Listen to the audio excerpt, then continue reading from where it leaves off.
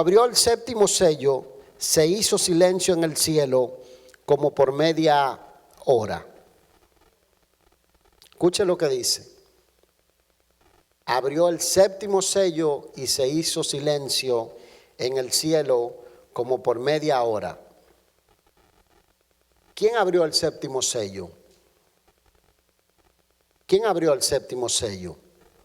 Jesucristo. Tenemos que recordar que Juan estaba mirando esta visión frente al trono de Dios.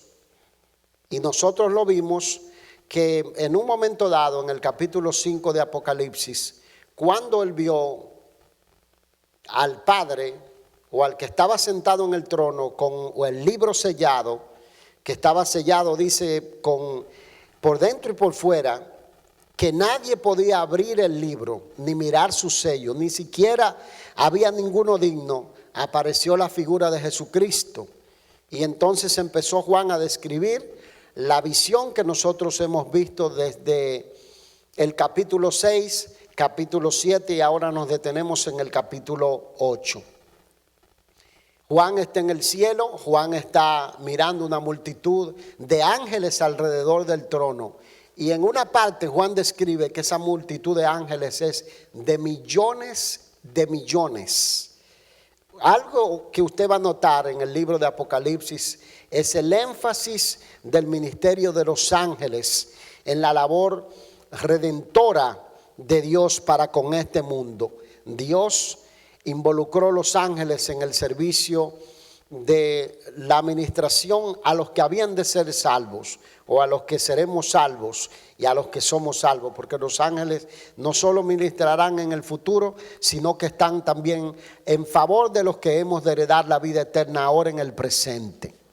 Y usted va a notar la figura de ángeles aquí interviniendo, pero también va a notar que alrededor del trono se describe Juan allí y que él está mirando, dice, a 24 ancianos y está mirando a seres vivientes que están en la presencia de Dios. Seres vivientes que representan ángeles de muy alto rango, pero los 24 ancianos que adoran delante del trono son un número representativo. Y ahí no es literal, ahí es representativo de lo que somos nosotros, la iglesia del Señor, y de lo que son, por así decir, los creyentes del Antiguo Testamento. Sabemos que habían 12 tribus de Israel, 12 patriarcas y que hay 12 apóstoles. ¿Será Pablo el apóstol número 12? Porque Judas, ¿verdad? Se perdió. ¿Será Pablo? Yo le dejo ahí la interrogante para que usted vaya a la Biblia un poco. Pero hay 24 ancianos que representan la iglesia del Señor o representan los redimidos, representan los salvos. Cuando usted lee este capítulo, usted se va a encontrar que Juan describe un altar. Diga conmigo, un altar. Cuando usted va al Antiguo Testamento, usted va a ver que Dios le revela a Moisés una figura del santuario. Y es esa figura del santuario lo que Dios le dice que él replique o que él haga como modelo en el tabernáculo. Y por eso usted va a encontrar la descripción de un altar del incienso, donde se dice que se queman las oraciones de los santos. El altar del incienso que Moisés preparó en el Antiguo Testamento era una figura del altar que se encuentra en la presencia de Dios en los cielos. Yo personalmente no sé cómo será eso, me lo puedo imaginar en base a lo que uno conoce del Antiguo Testamento. Pero le digo esto para que usted note que se produce una señal, un silencio. Es un silencio como de expectación de qué va a pasar ahora, qué será lo que viene después de la apertura de este séptimo sello. Y se produce un silencio en una hora. ¿Quiénes hablamos más, los hombres o las mujeres? ¿Quiénes hablamos más? Los hombres hablamos más. Vamos, sean sinceras, sean sinceras. Siempre nosotros hacíamos el chiste, yo dije, ay, qué pena, en el cielo no va a haber mujeres. Va a haber un silencio de media hora. No, mentira. Eso es un chiste, ¿verdad? De esos chistes malos. Pero oiga lo que dice aquí, dice un silencio de media hora. El silencio, yo pienso que se produce para Juan, no porque Dios deje de obrar o deje de actuar en ese momento, sino porque hasta ese momento Juan está oyendo millones de ángeles que están adorando en la presencia del trono de Dios. Está oyendo el cántico de los redimidos que están en la presencia del Señor. Y entendemos que cuando estos sellos se empiezan a abrir, ya la iglesia está en la presencia de Dios, porque ya se ha producido el arrebatamiento, se ha producido el rapto, o ya la trompeta ha sonado y los muertos en Cristo han resucitado y los que estaban vivos se fueron a la presencia de Dios. Yo quiero hacerles volver un poquito atrás y llevarles al capítulo 5, Fernando, de Apocalipsis, al versículo 7, donde usted va a ver la figura de cuándo se empiezan a abrir o a desatar estos sellos, hasta que llegamos a este capítulo 8, que es la apertura del séptimo sello. Capítulo 5, versículo 7. Dice: y vino y tomó el libro de la mano derecha del que estaba sentado en el trono. Y cuando hubo tomado el libro, los 4 seres vivientes y los 24 ancianos se postraron delante del Cordero. Todos tenían arpas y copas llenas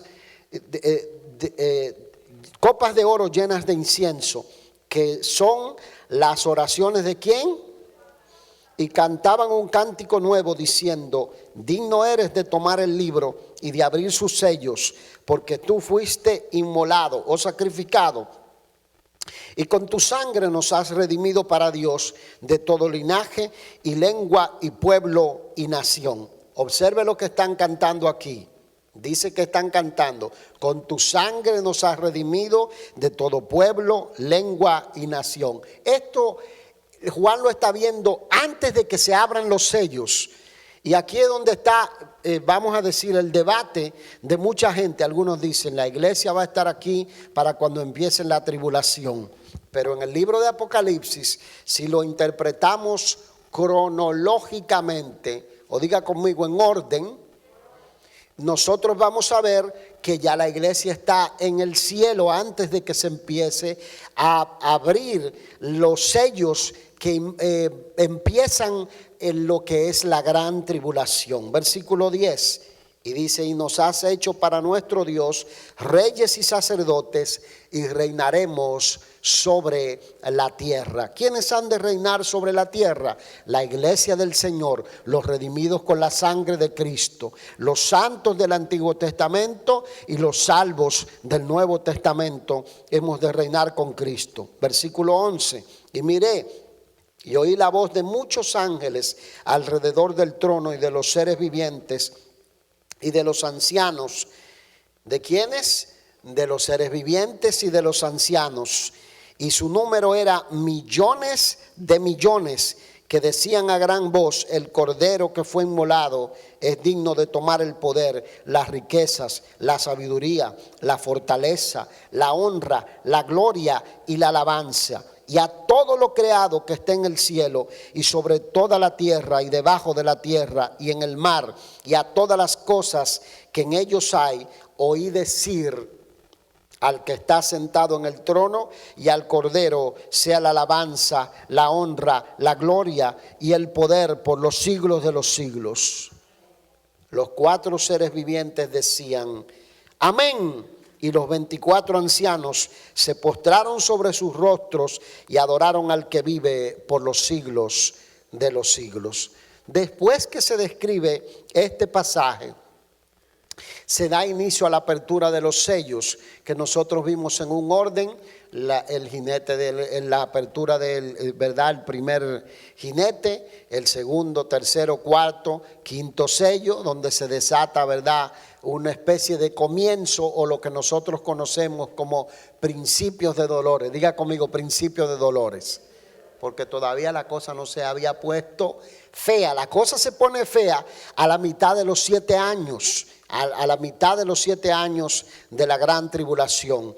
Y ya cuando empieza la apertura del séptimo sello en el capítulo 8 de Apocalipsis, Fernando, donde nos encontramos, nosotros vemos que cuando el Cordero que ha tomado el libro y abre la apertura del séptimo sello, se hace en el cielo un silencio como de media hora, como una expectación, como una pausa en la obra de lo que habría de venir. Es como que se produce una pausa. Juan deja de escuchar alabanza, escuchar voces, escuchar participación, y entonces empieza, versículo 2, capítulo 8 de Apocalipsis, la apertura de lo que conocemos como el séptimo sello.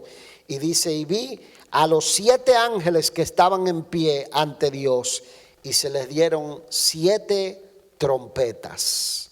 Empiezan a sonar trompetas de juicio a la segunda mitad de la tribulación. Para este punto del camino se ha perseguido a los que han de ser salvos. Para este punto del camino, los 144,000 que nosotros vimos en el capítulo 7 ya han estado activamente predicando el evangelio para ganar el corazón del pueblo de Israel y del remanente de creyentes no judíos que se van a salvar durante la gran tribulación. Porque la gran tribulación va a ser un periodo de gracia. Lo que hace el séptimo sello es que da apertura a las 7 trompetas de la ira de Dios. Y creo que aquí hay lo que se llama el comienzo del día del Señor. Diga conmigo: el día del Señor. El día de Jehová. El día grande de su ira. Porque nosotros decimos o llamamos al periodo del gobierno del anticristo la gran tribulación. Pero la tribulación como tal, los juicios que se empiezan a derramar, empiezan a la segunda mitad, después de 3 años y medio, cuando veremos que el anticristo prohíbe el culto a Dios en el templo de Jerusalén ya reconstruido, y entonces pide que se le adore, y se levanta la figura de un falso profeta que levanta una imagen, le da vida a esa imagen, y esa imagen ordena que todos los hombres, grandes y pequeños, niños, sean de cualquier grupo social, adoren a la bestia, adoren y verdad, les rindan lealtad. Usted sabe que un énfasis que nosotros vamos a ver en la apertura de este séptimo sello es el énfasis de aplicar justicia, de aplicar castigo por los pecados cometidos a los hombres que habitan sobre la faz de la tierra. Hoy en día tenemos un sistema de justicia corrupto en el mundo entero. El que tiene dinero se sale con la suya, sin importar cuán grande es el crimen que cometa. Si la persona puede comprar las conciencias de los jueces, de las cortes, de los abogados, y ganar el silencio aún de la prensa si fuere necesaria, se sale con la suya. Yo podría mencionar nombres de algunas personas que todo el mundo sabe que eran culpables y se salieron con la suya.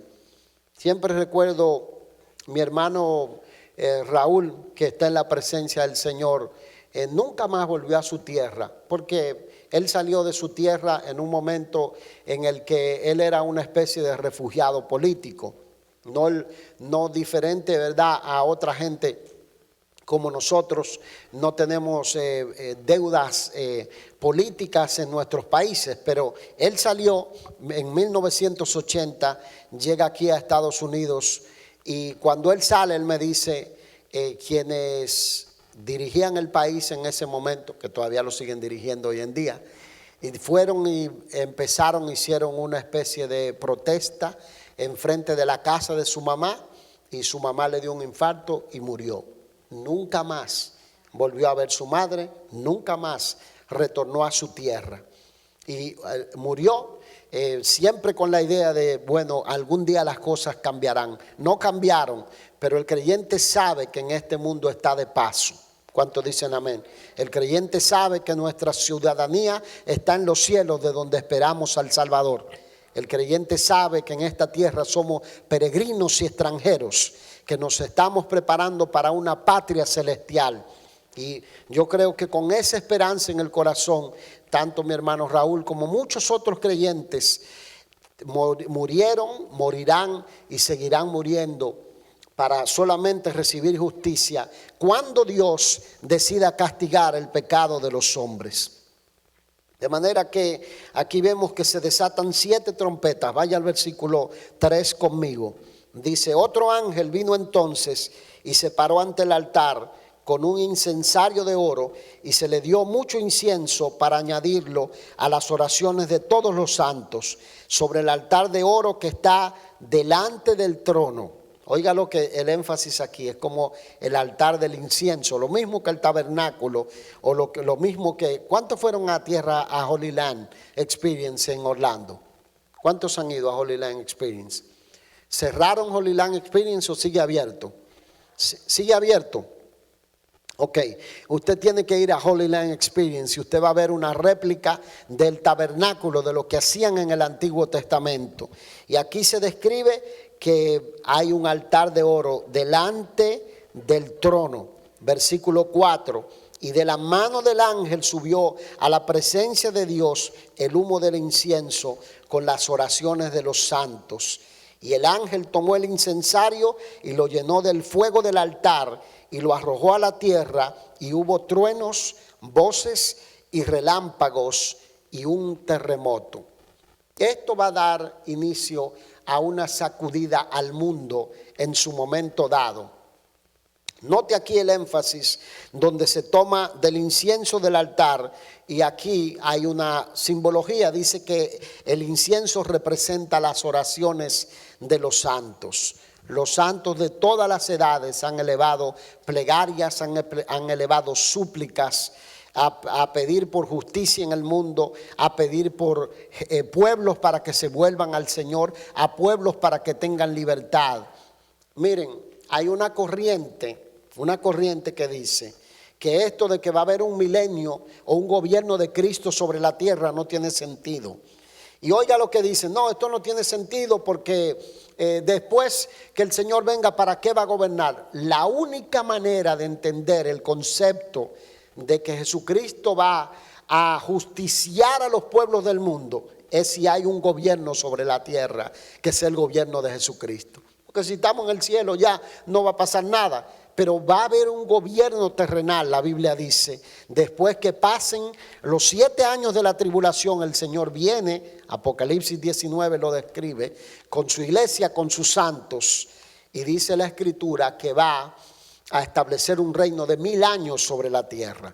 En ese reino de 1000 años se va a cumplir el cántico que nosotros acabamos de leer en el capítulo 8, que él dice: nos hizo reyes y sacerdotes para Dios su Padre, y dice: reinaremos sobre, a ver si me escuchan, reinaremos sobre la tierra. Ahí lo dice literalmente. Y note el énfasis aquí, es que las oraciones nuestras dice que suben como el incienso. ¿Cómo es el incienso? La hierba apestosa que utilizan algunos para hacer brujería, eso no es el incienso. El incienso tiene un aroma agradable, un aroma, ¿verdad?, grata. Y así son las oraciones de los santos.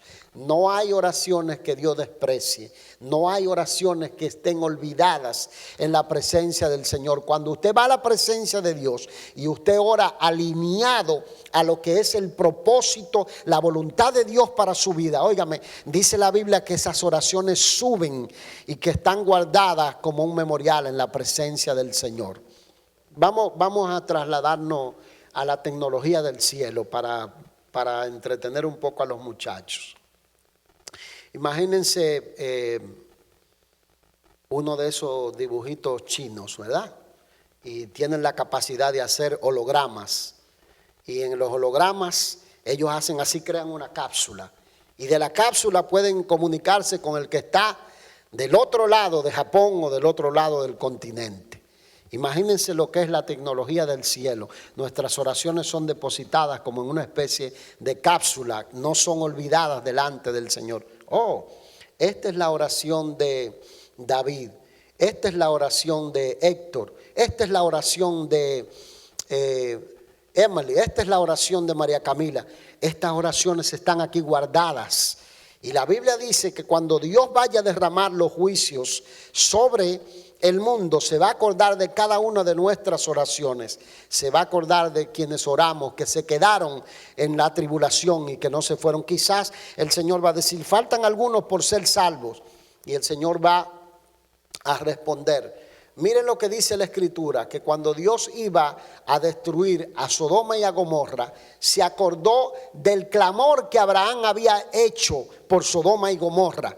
Y por eso sacó a Lot de Sodoma y de Gomorra. Imagínense el impacto de nuestras oraciones, no solamente para traer juicio, castigo sobre los malvados, sino también, de alguna manera creo, que para traer misericordia. El hecho de que hayan truenos, relámpagos, voces y un terremoto son una especie de llamado primario a los que todavía quedan en la tierra para que se arrepientan. Lamentablemente, el libro de Apocalipsis muestra que van a endurecer más su corazón y que no se van a arrepentir. Pero creo que si todavía quedan, porque no lo dice la Escritura, si todavía quedan algunos que no se han arrepentido, yo creo que va a ser una buena oportunidad para que algunos se vuelvan al Señor y sean salvos y no adoren a la bestia, porque va a ser en el comienzo de los últimos 3 años, en el comienzo cuando empiecen a sellar y empiecen a blasfemar el nombre del Señor. Vaya al versículo 6 conmigo. Y los 7 ángeles que tenían las 7 trompetas se dispusieron a tocarlas. El primer ángel tocó la trompeta y hubo granizo y fuego mezclado con sangre que fueron lanzados sobre la tierra, y la tercera parte de los árboles se quemó y se quemó toda la hierba verde. Preste atención a esto.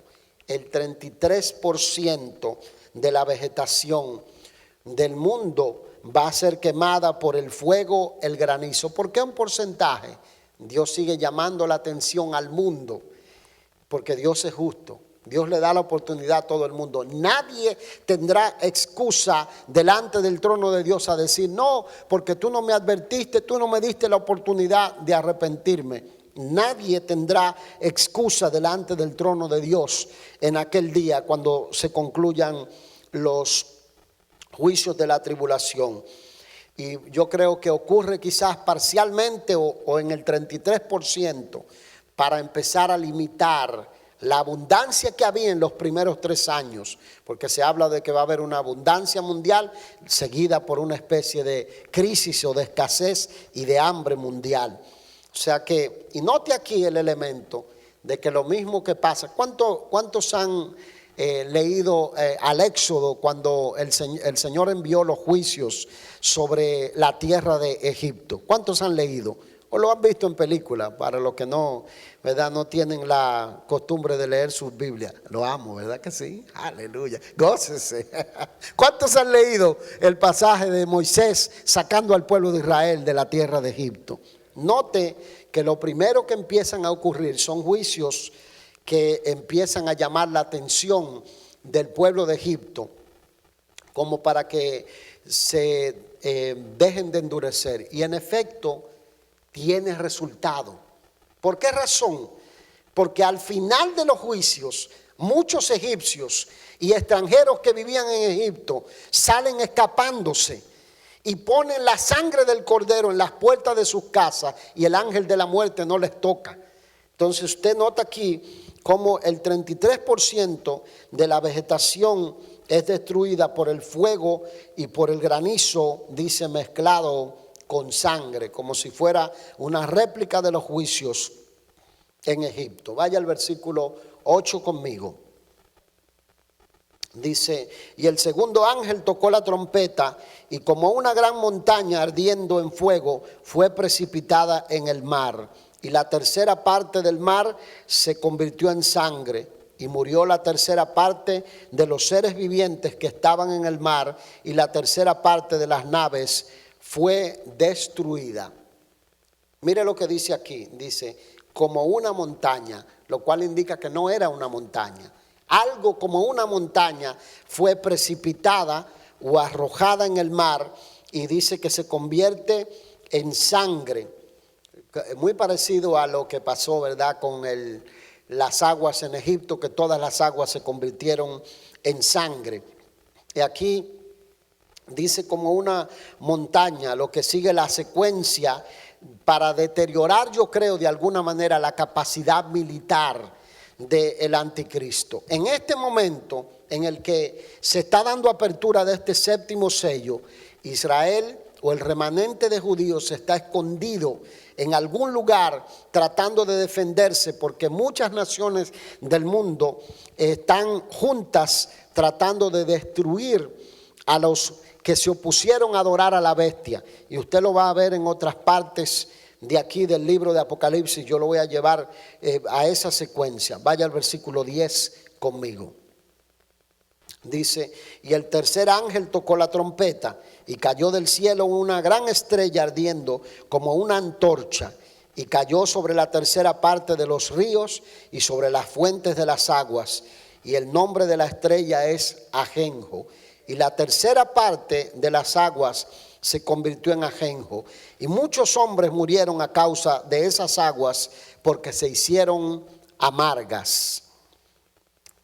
Miren, cuando hace un poco más de 2 décadas, los economistas decían que dentro de 50 años, hace un poco más de 2 décadas, entonces estamos a 30 años, se iba a agotar gran parte del petróleo en el mundo. Creo que estamos más lejos de lo que ellos vaticinaban o de lo que ellos pronosticaban, un poco más lejos. Creo que vamos a durar un poquito más que eso, quizás se cumple lo que ellos están planificando.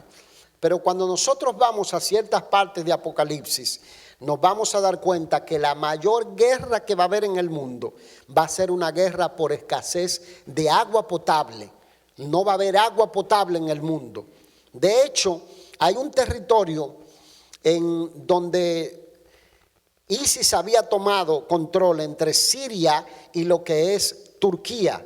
Creo que es territorio de los kurdos en este momento. Y presentaban todo el territorio dividido o por donde corre lo que son el río Éufrates, que sale desde Irak y atraviesa, creo que hasta las montañas de Turquía. Los turcos tienen represas capaces de secar las aguas de ese río, de cerrarlo y de hacer que no haya agua en todo ese territorio. Una de las razones principales por las cuales se perdían batallas militares en esa zona, en pueblos contra otros, es por la escasez de agua. Aquí se describe que algo como una estrella, dice, va a ser arrojado, y dice, ardiendo como una antorcha. Algunos tratan de espiritualizar esto y decir, bueno, un ángel. No, aquí no dice un ángel, aquí dice como una estrella, algo que cayó, como un juicio divino que hizo que se contaminaran las aguas y las aguas se volvieran amargas. Va a ser como los que han leído el Éxodo, saben que cuando Israel sale de Egipto, las aguas de Mara, la palabra Mara es amarga, no se podían tomar hasta que Dios le mostró a Moisés una especie de árbol y él lo arroja creo que era un árbol, y lo arroja sobre las aguas y las aguas se convierten en aguas potables. Israel puede tomar las aguas. Aquí va a ser lo contrario. Aquí se va a arrojar algo que va como a envenenar las aguas, y una tercera parte de los ríos, las fuentes de las aguas, va a ser contaminada, desatando otro tipo de escasez en el mundo, que va a ser una guerra o una guerra por el agua, en lugar de petróleo, en lugar de oro, en lugar de esmeraldas, en lugar de piedras preciosas, en lugar de otras cosas. Porque se dice que muchas de las guerras que se inician en lo que es Oriente son producto de guerras por el petróleo. Pues habrá guerra por el agua, según lo que nosotros vemos aquí. Vaya conmigo a Jeremías 9, versículo 13. Voy a mostrarle un pasaje de lo que se profetizó que se le iba a dar a aquellos que no se sometieran y fueran rebeldes a la palabra del Señor. Jeremías 9:13 Vamos a leer hasta el versículo 15. Dijo Jehová: porque dejaron mi ley, la cual di delante de ellos, y no obedecieron a mi voz, ni caminaron conforme a ella, antes se fueron tras la imaginación de su corazón, y en pos de los Baales, según les enseñaron sus padres. Por tanto, así ha dicho Jehová de los ejércitos, Dios de Israel: he aquí que a este pueblo yo les daré a comer. ¿Qué les dará a comer? Ajenjo, y les daré a beber aguas de hiel. Usted sabe que la hiel es amarga, ¿verdad que sí?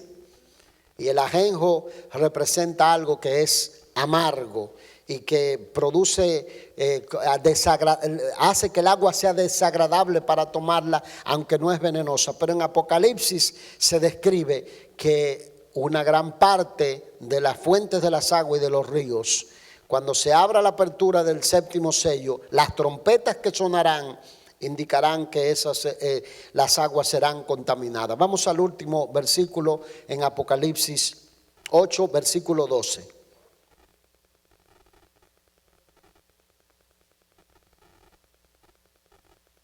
Dice: el cuarto ángel tocó la trompeta, y fue herida la tercera parte del sol, y la tercera parte de la luna, y la tercera parte de las estrellas, para que se oscureciese la tercera parte de ellas, y no hubiese luz en la tercera parte del día, y asimismo de la noche.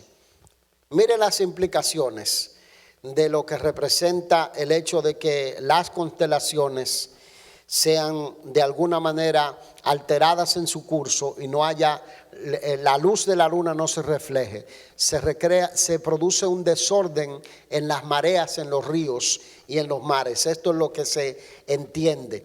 Imagínense lo que es el mar embravecido en una gran parte del mundo. La gente, aparte de que han experimentado juicio, van a estar aterrorizados, van a estar asustados. Creo que estos juicios deben despertarnos a nosotros, para nosotros orar más que nunca. ¿Dicen amén? Para nosotros servir a Dios mejor que nunca. ¿Dicen amén? Para nosotros vivir de la mano con el Señor, porque si suena la trompeta y nosotros no nos vamos con el Señor, ay mamacita, la que nos espera. Ella al mundo lo que los espera si la iglesia deja de orar. Si dejamos de orar por nuestros familiares, si no pasamos el principio de la oración a nuestros hijos, que van a ser la generación que probablemente va a vivir o que va a oír el sonido de la trompeta. El universo, oiga lo que se describe aquí, el universo que tanto la gente adora, porque hoy en día la gente reniega de Dios, ofende el nombre de Jesucristo, pero dice: oh, el universo mandó una señal, oh, el universo me está guiando, oh, alguien me dijo, vamos a ver qué trae el universo. Yo le dije: lo único que el universo te puede dar es una lluvia de meteoritos. Porque algunos claman al universo: oh, a ver qué dicen estas piedras del zodíaco, o estas piedras de colores, o a ver qué dice el signo zodiacal para este día. Y están siendo manipulados por demonios. Porque las personas, cuando se vuelven a la lectura de los signos del zodíaco, o hay otro nombre para eso, ¿verdad que sí? Se dice signos del zodíaco. ¿Cómo se le dice también? El horóscopo. El chino, el diabólico, el que usted, cualquiera que sea que consulte. Y la mayoría, oiga, de los que escriben y predisponen la mente de la gente con esos símbolos son gente con la vida quebrada, adictos a droga, adictos a la inmoralidad sexual. Están sujetos a toda clase de medicamentos para toda clase de cosas, porque ellos mismos tienen la vida destruida y quieren destruírsela a los demás. Y la Biblia dice que el universo que tanto el hombre invoca como si fuera Dios, este será afectado como lo fue en los días de Egipto. Los egipcios adoraban el sol, adoraban la luna, adoraban al faraón, adoraban a la rana, adoraban el escarabajo, adoraban a toda clase de cosas. Y todos esos dioses fueron aplastados por cada uno de los juicios que fueron derramados sobre la tierra de Egipto. El polvo de Egipto se le convirtió en piojos. Vinieron langostas, Las ranas vinieron y, ¿verdad?, contaminaron todo el palacio del faraón. El sol que ellos adoraban dejó de brillarles y se produjo una oscuridad que no se podían ni mirar el uno al otro, ni podían salir de las cámaras. El universo que tanto el hombre adora en lugar de Dios va a ser el que le va a hablar elocuentemente quién es el que está en control del mundo. Esta apertura del séptimo sello se cierra con una descripción muy gráfica en el versículo 13. Y el versículo 13 dice: y miré y oí a un ángel volar por en medio del cielo, diciendo a gran voz: ¡ay, ay, ay de los que moran en la tierra, a causa de los otros toques de trompeta que están por sonar los 3 ángeles! Porque hasta ahora vimos 4 toques de trompeta. Todavía faltaban 3 toques de trompeta. Imagínense el llamado de terror que va a caer sobre los hombres que habitan sobre la faz de la tierra. La noticia más maravillosa que el creyente tiene es que el Señor dijo: por cuanto tú has guardado la palabra de mi paciencia, yo te guardaré de la hora de prueba que ha de venir sobre el mundo. Ahí está la esperanza y la paciencia de los creyentes. Es muy importante que nosotros entendamos el hecho de que la iglesia lo único que tiene que prepararse es en el servicio, en la adoración, en la oración intensa, en la consagración, y no andar en temor.